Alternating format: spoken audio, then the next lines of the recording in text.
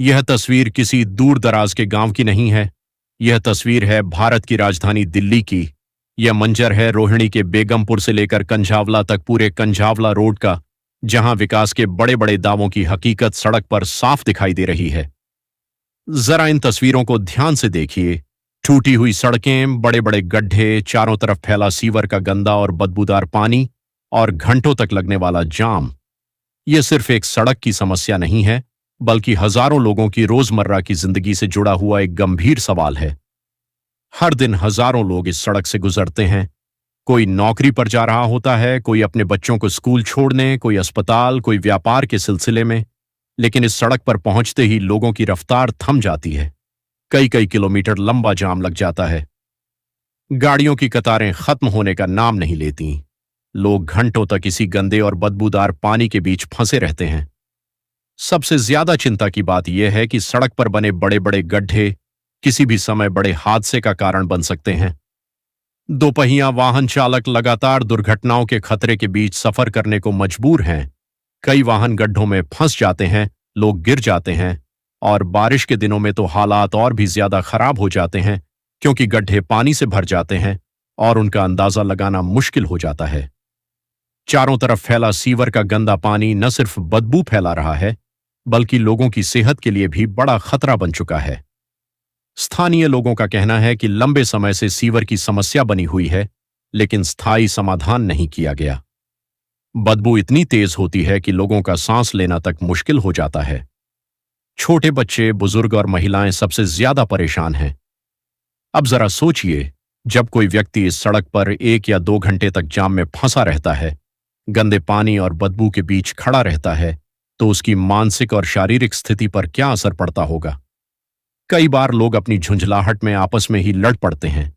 छोटी छोटी बातों पर विवाद हो जाते हैं, क्योंकि हर कोई परेशान है, हर कोई थका हुआ है और हर कोई इस व्यवस्था से सवाल पूछ रहा है। लेकिन सबसे बड़ा सवाल यह है कि आखिर इस क्षेत्र के जिम्मेदार जनप्रतिनिधि कहां हैं। क्षेत्र के निगम पार्षद, विधायक और सांसद आखिर जनता की इस पीड़ा को क्यों नहीं देख रहे। चुनाव के समय यही नेता जनता के दरवाजे पर पहुंचते हैं, हाथ जोड़कर कहते हैं, मैं आपका बेटा हूं, मैं आपका भाई हूं, मुझे एक मौका दीजिए, मैं इस क्षेत्र का विकास करूंगा, आपकी हर समस्या का समाधान करूंगा, आपका सेवक बनकर काम करूंगा। जनता उन पर भरोसा करती है, वोट देती है, उम्मीद करती है कि अब सड़क बनेगी, सीवर ठीक होगा, जाम से राहत मिलेगी और इलाके की तस्वीर बदलेगी। लेकिन चुनाव खत्म होते ही हालात बदल जाते हैं। जनता इंतजार करती रह जाती है और नेता कहीं दिखाई नहीं देते। क्या जनता सिर्फ वोट देने के लिए है? क्या चुनावी वादों की कोई जिम्मेदारी नहीं होती?